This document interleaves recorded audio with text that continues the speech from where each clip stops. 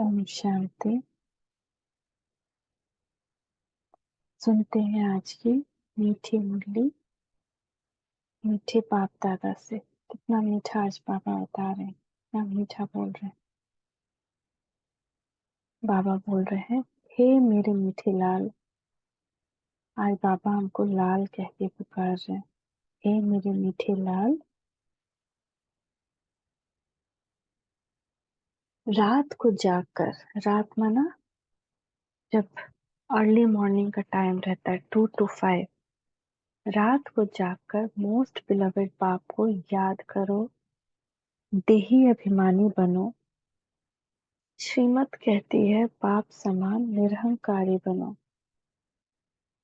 तो बाप समान हमको निरहंकारी बनना है। प्रश्न है, शिव बाबा के साथ ब्रह्मा की मत बहुत नामी गिरामी है। क्यों? उत्तर है क्योंकि ब्रह्मा बाबा शिव बाबा का एक ही मुरब्बी बच्चा है। इसे अपनी मत का अहंकार नहीं। सदैव कहते हैं तुम हमेशा बाप की श्रीमत समझो, इसमें ही तुम्हारा कल्याण है। बाबा देखो कितना निरहंकारी है। माताओं को कहते हैं वंदे मातरम। माताएं ज्ञान गंगा है, शक्ति सीना है। इन्हें आगे रखना है, रिकार्ड देना है। इसमें देह अभिमान नहीं आना चाहिए। तो ब्रह्मा की मत बहुत नामी ग्रामी है। कहते हैं अगर इसको ऊपर से ब्रह्मा भी आकर समझाए तो भी ये समझ नहीं सकता। तो ऐसा ब्रह्मा की मत मशहूर है। तो ये जो मत है ये इसीलिए है क्योंकि शिव बाबा के मत को ही सबसे ज्यादा मान दिया ब्रह्मा पापा ने, और खुद पीछे रह करके माताओं को आगे बढ़ाया। आज का गीत है, जो पिया के साथ है उसके लिए तो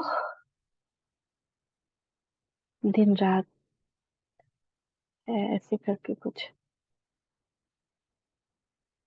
तो गीत की पहली लाइन बच्चों ने सुनी। कहते हैं जो पिया के साथ है, परंतु साथ में इकट्ठे रहने का क्वेश्चन ही नहीं उठता।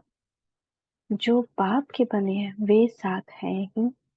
जो बाप के बनते हैं वे ब्राह्मण भल कहाँ भी रहे, हाँ उनके लिए ज्ञान की बरसात है। जो पिया के साथ है उनके लिए ज्ञान की बरसात है। तो कहाँ भी रहे ज्ञान बरसात है। जो शिव बाबा के पौत्र पौत्रियां बन प्रतिज्ञा करते हैं बाबा हम सदा पवित्र रहेंगे, ज्ञान अमृत पिएंगे, उनके लिए ही ज्ञान की बरसात है। अमृत कोई जल नहीं, जहर की भेंट में ज्ञान को अमृत कहा गया है। तो तुम हो पांडव संप्रदाय, यादव संप्रदाय, कौरव संप्रदाय का गायन है ना। क्या करते करत भय, तो पांडवों पर है ज्ञान अमृत की बरसात। बाकी जो कौरव यादव हैं उन पर ज्ञान अमृत की बरसात नहीं। यह भी बच्चे जानते हैं कि यादव कौरव बहुत है, पांडव बहुत थोड़े हैं। गाया भी जाता है राम गयो रावण गयो, इनकी बहुत संप्रदाय है। राम की संप्रदाय, पांडव बहुत थोड़े हैं। यह है पांडव गवर्नमेंट श्रीमत पर चलने वाले। यह जैसे भगवान की गवर्नमेंट है परंतु है गुप्त। तुम जानते हो हम श्रीमत पर चल भारत का बेड़ा पार कर रहे हैं। जो श्रीमत पर चलते हैं वे अपना बेड़ा पार करते हैं। अगर आप लोगों ने वो शक्ति पाठ की भी ऑडियो वीडियो सुनी है तो उसमें साफ है कि कोई पूरी दुनिया, और एक मंत्र भी है अगर किसी को वो मंत्र पता है। प्राण अपान सुषमा हरि, हरि हर, हरि हर, हरि हर हरि। कहते हैं ये ऐसा जादुई मंत्र है जिससे हर रोग ठीक हो जाता है। पर इस मंत्र का मतलब क्या है कि प्राण अपान सुषमा हरि, मेरे सारे प्राण अपान, ये दोनों नली होती है ना, जब सांस अंदर लेते हैं सांस बाहर खींचते हैं, तो सुषमना है ना, एक सुषमना नाड़ी होती है जो नाभि के पास होती है। तो ये तीनों उस ईश्वर से कनेक्टेड है, ऐसा हम संकल्प कर रहे हैं। हरि हर, हरि हर, हरि हर हरि।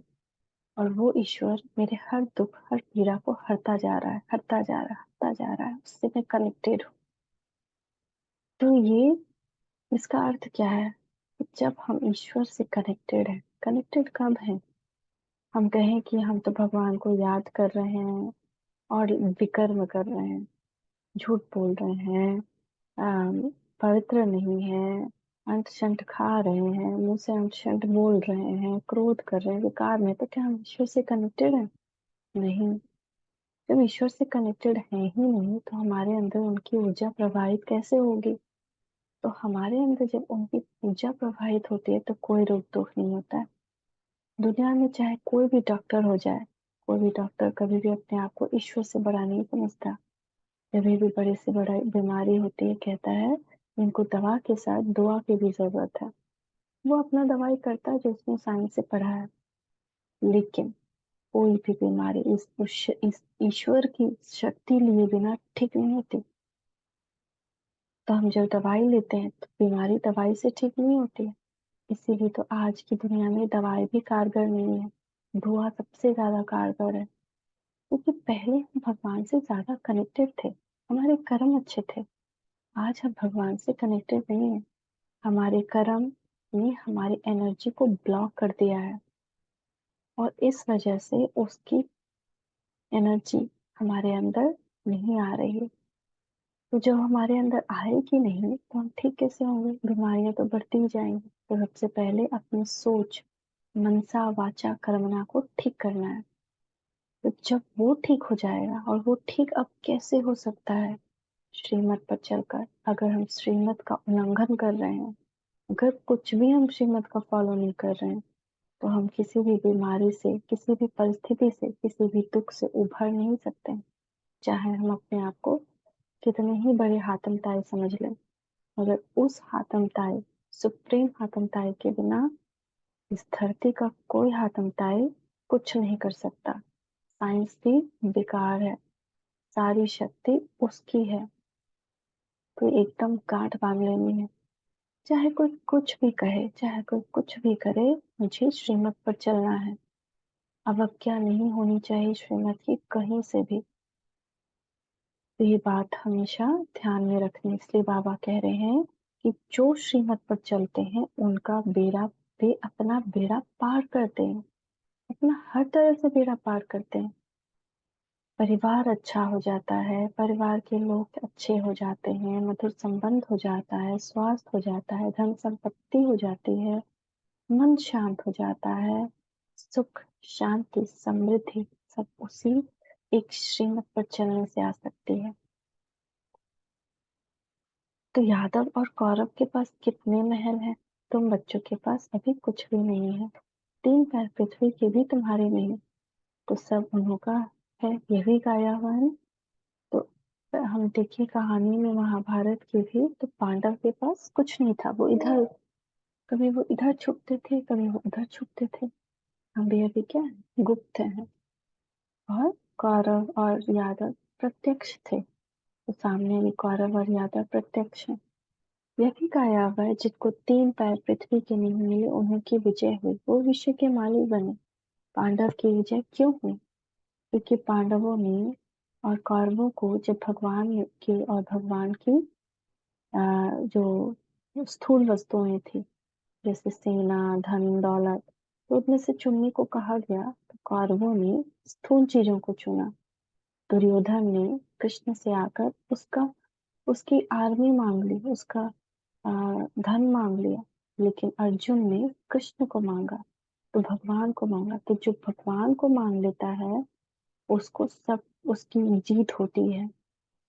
और जो इस दुनिया में लटका हुआ रहता है, दुनिया के संबंधों में लटका हुआ रहता है, यहाँ के भोग विलास में लटका हुआ रहता है, यहीं से आसक्ति रहती है उसकी, उसकी हार होती है। तो पांडवों ने को दिखाते हैं जुआ खेला, पांडवों का राज्य था, फिर जुआ में हराया। अभी न तो राज्य है, न जुआ की बात है, ये सब झूठ है। तुम बरोबर पांडव हो। शिव बाबा है रूहानी पंडा, बच्चों को रूहानी यात्रा सिखलाने आया है। इस ब्रह्मा तन से श्रीमत देते हैं। जैसे शिव बाबा की श्रीमत गाई हुई है, वैसे ब्रह्मा की भी गाय हुई है, क्योंकि फिर भी शिव बाबा का एक ही मुरब्बी बच्चा है, बहुत मुरब्बी बच्चा है। मतलब उनके तन में शिव बाबा आए, फिर भी कोई अहंकार नहीं, अपने आप को गुप्त रखा और माताओं को आगे किया, अपना सब कुछ निछावर कर दिया। क्या नहीं था उनके पास। किसी के पास इतनी लाखों करोड़ों की जायदाद हो और वो एक क्षण में सब माताओं के नाम कर दे, बाबा के नाम कर दे, भगवान के नाम कर दे, और स्वयं त्यागी बन एक छोटी सी झोपड़ी में रहे। ऐसा त्याग करना सबके बस की बात नहीं। आज हमसे ही कहा जाए तो क्या हम ऐसा त्याग कर सकते हैं? नहीं। तो सबसे मुरब्बी बच्चा वो बना। इस द्वारा कितने मुखवंशावली रचे जाते हैं। पवित्रता का कंगन बनवा कर कहते हैं, जितना मेरी मत पर चलेंगे उतना मोस्ट बिलवेड बनेंगे। जो भगवान का बिलवेड बनेगा, भगवान का प्यारा बनेगा, उसको तो 3 युग दे देंगे भगवान। सुदामा और कृष्ण का भी कहानी मशहूर है ना। इतना बिलवेड सुदामा कृष्ण का कि उसकी गरीबी के छोटे से राइस को खाकर ही उसको सब कुछ दे दिया, क्योंकि सुदामा के पास जो था उसने निछावर कर दिया।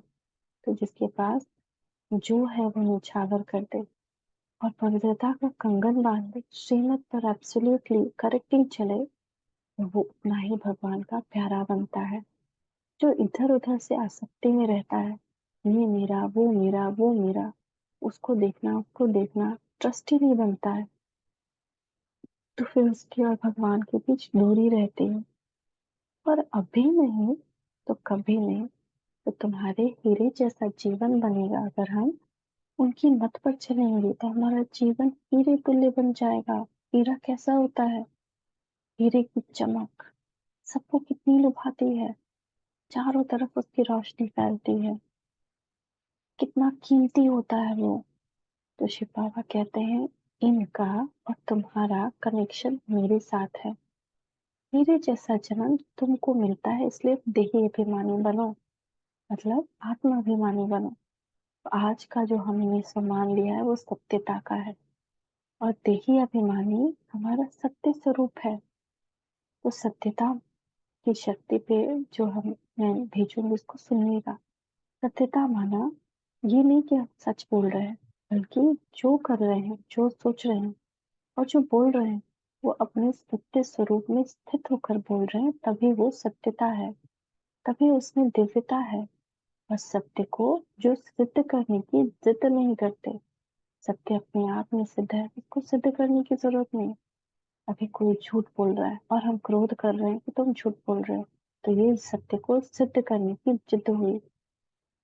ये नहीं, ये सत्य कभी भी दिव्यता नहीं लाएगा और ना अपना इफेक्ट छोड़ पाएगा। ये हमारा कैसा स्वरूप दूसरे के सामने दिखाएगा कि हम जिद्दी हैं, अपने आप को प्रूव करने की कोशिश कर रहे हैं। लेकिन जो सत्य की शक्ति के साथ है, उसको सिद्ध करने की जरूरत नहीं, उसमें सभ्यता होगी। अगर कोई हम पे झूठा इल्जाम लगा रहा है तो हम उसको सिद्ध करने नहीं जाएंगे, बल्कि अपनी सभ्यता में, अपनी दिव्यता से ये बात नम्रता से, सहनशीलता से रखेंगे। उसमें सहनशीलता होगी, उसमें सामना करने की शक्ति होगी, क्योंकि वो अपने सत्य स्वरूप में स्थित होगा कि मैं आत्मा, मेरा पिता परमात्मा, और ये सब ड्रामा यही बस एक सत्य है। तो आज हमें अपनी सत्यता की शक्ति में स्थित होकर अपने मन, वचन, कर्म तीनों को उसी सत्यता की स्थिति में स्थित होकर यूज करना है। मन में जो सोचे, आत्मा अपने आप को जानकर सोचे। मुख से जो बोले, अपने आप को आत्मा जानकर बोले। और जो भी कर्म करें, मैं आत्मा इस शरीर द्वारा कर्म कर रही हूँ, परमात्मा की श्रीमत पर ऐसा करें। बहुत सुंदर अनुभव होगा। और इतना सुंदर अनुभव बाबा ने कराया। जितना जितना आज सामान लेंगे, मैं मास्टर ज्ञान सूर्य हूँ, सत्यता के गुण से भरपूर सत्यता का सूर्य हूँ।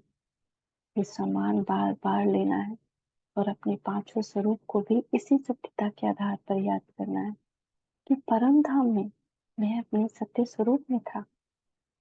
सत्यम शिवम सुंदरम के साथ था। उसको भी तो सत्य कहते हैं ना, गॉड इज ट्रुथ। सत्य ही शिव है, शिव ही सुंदर है। तो यही तो सत्य है ना। तो जितना जितना इस सत्य में स्थित रहेंगे, उतना उतना हमारे अंदर की शक्ति, सिद्धि जागृत होते जाएगी। जितना जितना शिव बाबा को याद करेंगे, उतना देही अभिमानी बनेंगे, तो माया वार नहीं करेगी। और सिर्फ माया नहीं, हम सत्यता की स्थिति में माया जीत, प्रकृति जीत बन जाएंगे। जहाँ हम अपने पैर रखेंगे, वहाँ प्रकृति बिल्कुल शांत और सत्व प्रधान हो जाएगी। जिस भी आत्मा पे दृष्टि डालेंगे, वो बिल्कुल शांत और सतोगुनी हो जाएगी। तो इतनी बड़ी शक्ति और सिद्धि है। बाप दादा की हमेशा बच्चों पर नजर रहती है। अगर बच्चे कुछ भी बेकायदे से चलते हैं, तो बाप दादा का नाम बदनाम करते हैं, तो शिक्षा देनी पड़ती है, ऐसा काम नहीं करना। नाम बदनाम करने वाले के लिए कहा जाता है, सतगुरु का निंदक ठौर न पाए। माना हम कहीं पर बैठे हैं, या हम परिवार में 10 लोग के साथ हैं, सब जानते हैं कि हम भगवान को मानते हैं, भगवान को फॉलो कर रहे हैं, योग कर रहे हैं। उसमें अगर हम क्रोध करें, कोई ऐसा उल्टा कर्म करें, तो सबसे पहले उनके अंदर आएगा, अरे ये भगवान के होकर भी नहीं सुधरे, तो हम कैसे सुधरेंगे। तो ये सदगुरु का निंदक होना हुआ, कि हमें सदगुरु का मान नहीं बढ़ाया, बल्कि उनकी निंदा करवाई। तो बाबा कह रहे हैं, सदगुरु का निंदक ठावर न पाए। ऐसा कोई उल्टा कर्तव्य नहीं करना है। तुम बच्चे जानते हो, जितना बाप को याद करेंगे, उतना विकर्म विनाश होंगे। याद में रहने वाले को ही देही अभिमानी कहा जाता है। देह अभिमान होने से माया का वार जोर से होगा। अगर हम देह में हैं, अटके हुए, मैं और मेरा में है, तो तुरंत माया का वार बहुत जोर से होगा और हमको बहुत जोर से नीचे गिरा देगी। जैसे मुक्केबाजी का खेल दिखाया ना, एक घुसा मारता है, दूसरा बेहोश हो जाता है। ऐसा बड़ी मंजिल है, स्कॉलरशिप लेते हैं। कितने ब्राह्मण बनने वाले हैं, गाया जाता है 33 करोड़ देवी देवता है। विजय माला में वह आते हैं जो देही अभिमानी बनते हैं। इसमें मेहनत है, घड़ी घड़ी याद करना है, मैं आत्मा हूँ, परम पवित्र आत्मा हूँ, मैं आत्मा मास्टर ज्ञान सूर्य हूँ। बार बार याद दिलाएं, करते करते दीवा जल जाएगा, फिर ये याद स्वतः हो जाएगी। देह अभिमानी बनना माना माया का वार होना। देह अभिमानी बनना माना बाप का बनना। अगर देह में है तो माया का वार, अगर देही है तो बाप के बन गए।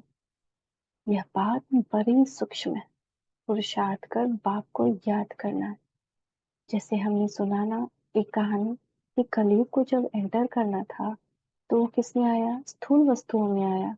मुकुट में बैठा, इधर बैठा, उधर बैठा, वो देह में आया। लेकिन आत्मा में नहीं आ सकता विकार। आत्मा में, आत्मा जब भूल गई कि वो देह है, तो वो देह की इफेक्ट में आ गई, 5 भूत में आ गई, और इस 5 भूत में ही विकार है। इस 5 भूत से अगर हम अपने आप को अलग करें, आत्मा के स्वरूप में स्थित हो जाए, तो फिर हम उस विकार से अलग हो जाते हैं। ये बड़ी सूक्ष्म बात है। पुरुषार्थ कर बाप को याद करना है, मेहनत करनी है। वह बाप भी है, साजन भी है, पार सुख देने वाला है। कहते तुम बच्चों के लिए हथेली पर बहिष्ठ ले आया हूं, सिर्फ तुम श्रीमत पर चलो, बस। जो बाबा कह रहे कर चलते जाओ, एक छोटे बच्चे की तरह उंगली पकड़ लो। श्रीमत कहती है, देही अभिमानी भव। देही अभिमान, देह अभिमान ने तुम्हारा बेड़ा गर्क किया। माया तुमको देह अभिमानी बनाती है। रूहानी बाप को सब भूले हुए हैं। अभी बाप ने आकर परिचय दिया है, तुम अपने को अशरीरी आत्मा समझो। मेरा तो शिव बाबा और वर्षा, बस। देह अभिमान में आकर मेरा कहा तो स्वर्ग का राज्य ले नहीं सकेंगे। हम आत्मा हैं, यह पक्का निश्चय करो। यह जो आत्मा से परमात्मा का भूसा बुद्धि में भरा हुआ है, वह निकाल दो। दुनिया में क्या भूसा भरा हुआ है बुद्धि में? जो आत्मा है वही परमात्मा, और जो परमात्मा वही आत्मा। ऐसा थोड़ी है, आत्मा अलग परमात्मा अलग। तो जिसकी जो बाबा, बहुत लोग की बुद्धि में ये भरा हुआ है, तो बाबा कह रहे हो निकालो। अभी देही अभिमानी बनो, बाप को याद करो, तो तुम्हारा बेड़ा पार होगा। श्रीमत पर चलो, देही अभिमानी नहीं बनेंगे तो माया बेड़ा गर्क कर देगी। ऐसे बहुतों का मेरा बेड़ा माया ने गर्क किया है, क्योंकि श्रीमत पर नहीं चलते। युद्ध का मैदान है, ये महाभारत की लड़ाई है। एक तरफ विकार के राक्षस खड़े हैं, बहुत सारे राक्षस, और एक तरफ हम 5 पांडव, यानी कुछ ब्राह्मण बच्चे।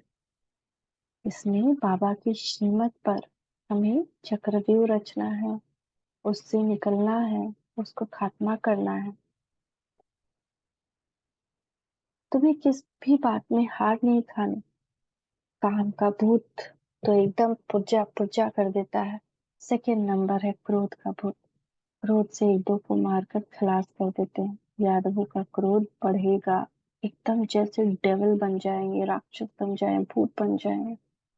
जितने भी यादव है ना, उन सबका क्रोध बढ़ेगा, जो भी बाबा की मत पर नहीं है। जैसे कि घोस्ट चलते हैं ना, क्रोध में भयानक खूंखार लगाते हैं, वो मैंने उसको पहले अपनी आंखों से देखा है।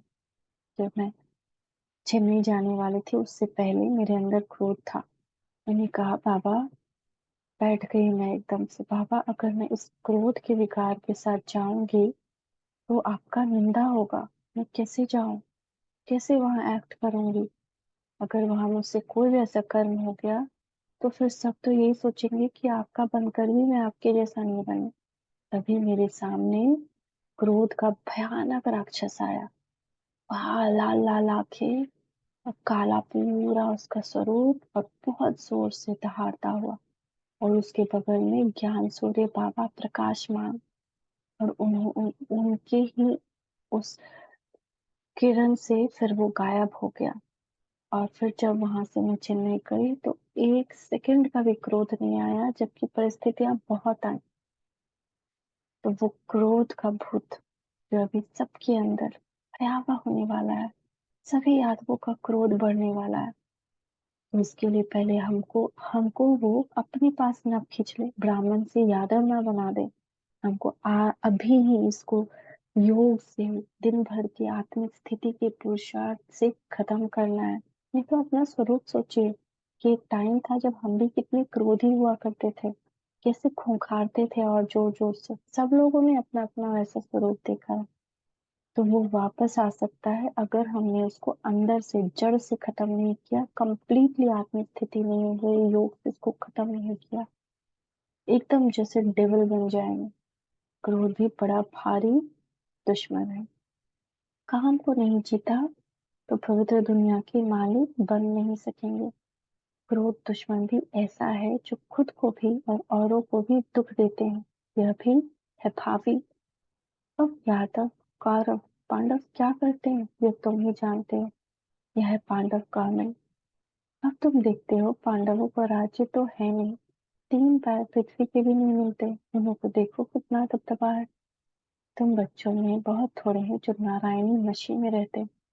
वैसे सभी में है नुकसान, देह अभिमान आने से बड़ा नुकसान है ना। दूसरा, और सभी नशा में नुकसान है, लेकिन जो ये नारायणी नशा है, इस नशे में रहेंगे तो हम क्या बनेंगे, आत्मिक स्थिति में रहना हमारा इजी हो जाएगा, पुरुषार्थ बड़ा तीव्र होगा।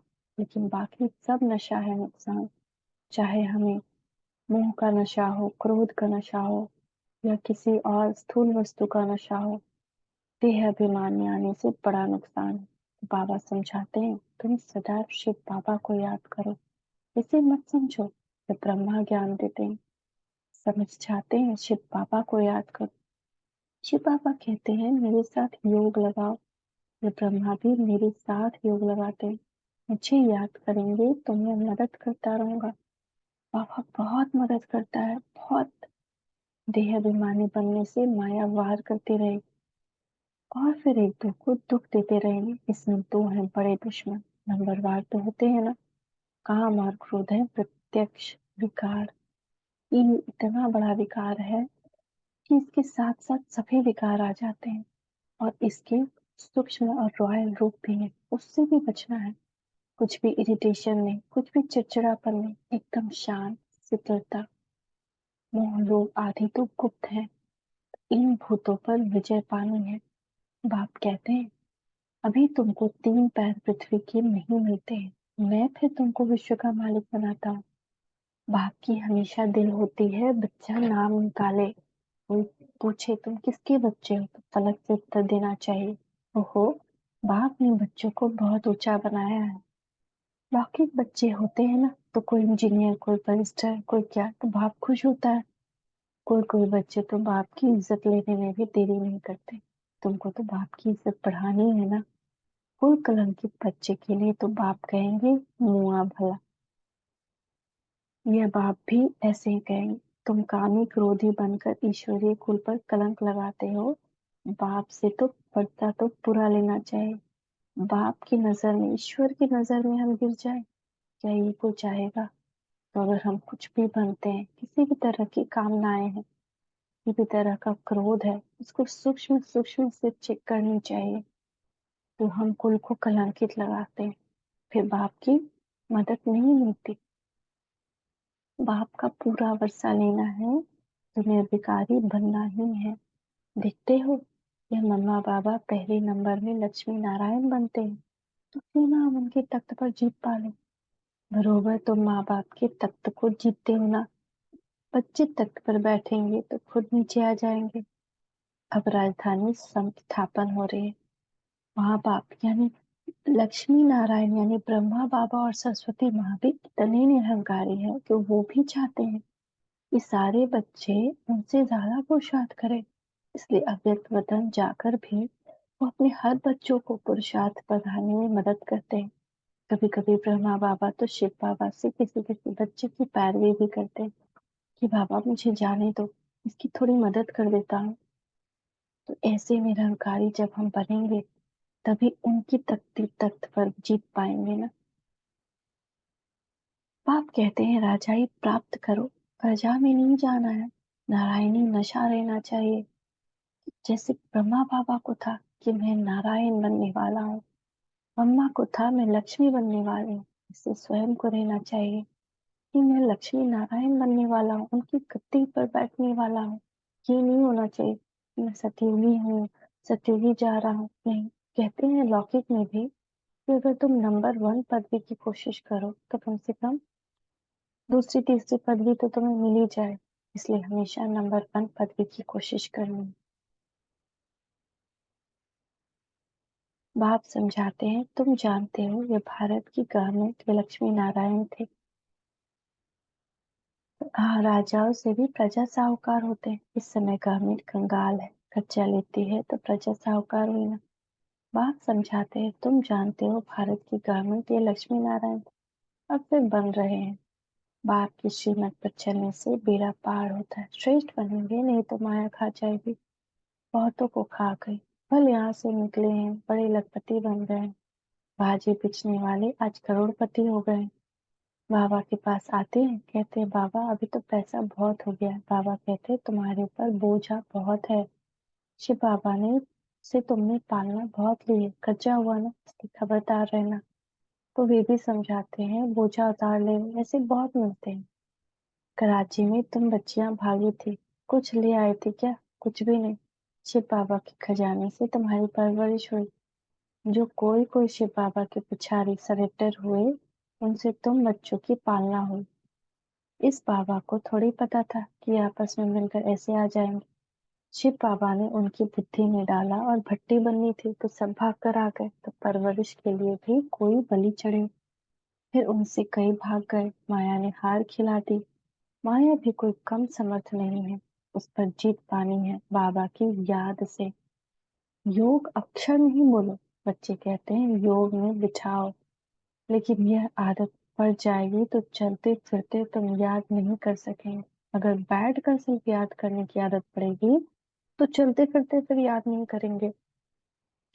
जैसे कि कोशिश क्या करनी है, चलते फिरते बुद्धि से परम धाम दिखता रहे, बाबा दिखता रहे। ये याद है, ये योग है कि हम कुछ भी कर रहे हैं पर अपने शिव साजन की याद में मगन है। चेहरे पे मुस्कुराहट, दिव्यता, सुकून कि मेरा बाबा मेरे साथ है, मेरा शिव साजन मेरे साथ है, उसके ज्ञान की मुझ पे बरसात है। ऐसे करके चलते फिरते भी योग में रहना है। तो बाबा कह रहे हैं कि चल सिर्फ बैठ के भी नहीं, चलते फिरते याद में रहो। नयों को भी ये सिखाना है कि योग में बैठो और चलते फिरते भी याद करो। नहीं को तुम अपने सामने बिठाते हो तो वो नाम रूप में फंस पड़ता है। अनुभव ऐसा कहता है, इसलिए मना की जाती है। माँ बाप को एक जगह याद करना होता है क्या? माँ बाप को एक जगह बैठ के याद करते हैं क्या? कि चलते फिरते लौकिक माँ बाप याद रहता है, वैसे ही वो बेहद का माँ बाप चलते फिरते याद रहे। अपने सत्य स्वरूप में सत्यता की शक्ति से हम उनको हर पल याद कर सकते हैं। तुम उठते बैठते सर्विस करते बाबा की याद करो। बाबा के जो लाल होंगे वो रात को जाग कर भी याद करते होंगे। ऐसा मोस्ट बिलवेड बाबा जिससे विश्व का मालिक बनते हो तो क्यों ना उनको याद करें। पारलौकिक बाप से अथाह सुख का वर्षा मिलता है। तुम अभी से पुरुषार्थ करते हो, मेहनत करते हो, तो फिर जन्म जन्मांतर ईश्वरीय प्रारब्ध तुम भोगते हो। ऐसे नहीं, वहाँ सत्युग में तुम ऐसे कर्म करते हो तब राजाई मिलती है। नहीं, यहाँ के पुरुषार्थ से प्रारब्ध पाते हो। बड़ा भारी पद है, इसे बहुत आए, फिर आश्चर्यवत सुनंती कथनती फिर भागंती हो गए। एक बात और, ये भी एक श्रीमत की अवहेलना है। श्रीमत सुनने का नियम बनाया है बाबा ने मुरली सुनने का, कि आत्मिक स्थिति में ऐसा नहीं हो कि तुम श्रीमत सुन रहे हो और ध्यान तुम्हारा चारों तरफ है, तो श्रीमत की जो भी बाबा बातें बोलते हैं वो बुद्धि में धारण नहीं होगी। तो आत्मिक स्थिति हो और पूरा ध्यान श्रीमत पर हो। अगर ऐसा जिस वक्त भी टाइम मिले उस एक स्थिति में तो जरूर सुनना चाहिए। बहुत सेंटर्स भी स्थापन करती है, फिर भागंती गिरंती हो गए, फिर सेंटर स्थापन करके भी आहिस्ते आहिस्ते गिर पड़ते हैं। वंडरफुल माया है ना, माया झट नाक से पकड़ लेती है और डुबुक डुबुक डुबुक करके डुबा देती है। इसलिए बाप कहते हैं निरंतर याद करो। समझो शिव बाबा समझाते हैं इनकी मम्मा टिकी है। बाबा निराकार निरंकार है। तुम बच्चों को भी समझाना है हम निराकारी आत्मा है, निरंकारी बनना है तभी वर्षा पाएंगे।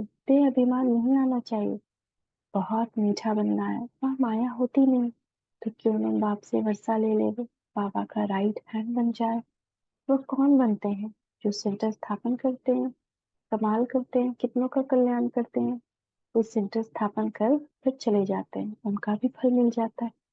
तो अगर आप लोगों के मकान में कुछ भी स्पेस है कि जो आप एक कमरा भी सेंटर के लिए दे सकते हैं तो दे दे। इसका इतना सुंदर आपको फल मिलेगा कि सारी जो इसकी इतनी जमा हो जाती है ना कि सारा पाप ही कट जाए एक सेकंड में। बाबा सेकंड नंबर में आते हैं तो माताओं का रिगार्ड बहुत करना पड़ता। मम्मा नंबर वन, इसीलिए क्या क्या गायन है, लक्ष्मी नारायण, नारायण लक्ष्मी का गायन नहीं है, मम्मा नंबर वन जाती है। ब्रह्मा बाबा जो कृष्ण बनते हैं उनसे भी आगे सबसे ज्यादा पुरुषार्थ करती है। 2 बजे उठ जाती थी। 2 से 5 तक, 2 से 4 तक पहले अपना योग करते थे, 4 से 5 फिर बच्चों का कराती थी योग। उसके बाद खाना से बिल्कुल आसक्ति, बिल्कुल कम नमक, कम मसाला, और लास्ट में तो नो मसाला नो नमक, बिल्कुल बॉइल्ड खाना खाते थे। इतना ज्यादा पुरुषार्थ तो आज तक किसी ने नहीं किया। तो जो हर चीज से आसक्ति हटा दे वही नंबर वन बनता है। और उसके बाद तो बाबा कह रहे हैं कि कमाल है ना, करते हैं ना, कितना का कल्याण करते हैं। इस सेंटर खोलने पर बहुत पुण्य है। तो बच्चों को भी वंदे मातरम करना पड़े, माता बगैर उद्धार हो न सके। वास्तव में तो सब है सीताएं, सब सजनियां हैं एक साजन की, अथवा सब बच्चे हैं एक बाप की। बाप खुद कहते हैं वंदे मातरम। मैं कर्म, जैसे मैं कर्म करूंगा मुझे देख बच्चे भी ऐसा करेंगे। तो माताओं की संभाल करनी, उन पर बहुत अत्याचार होते हैं। कोई विघ्न डालते हैं तो बेचारी माताएं बांधली हो जाती है। पाप का घड़ा ऐसा बढ़ता है, असुर मारते हैं तो पापात्मा बन पड़ते हैं। तो सब ड्रामा अनुसार इनको कोई मिटा नहीं सकते। कल पहले मुआफिक हर एक अपना वर्षा लेने वाले हैं। साक्षात्कार होता है, कौन कौन अच्छे मददगार होते हैं। शिव बाबा कहते हैं मैं तो दाता हूँ, कुछ लेता नहीं हूँ।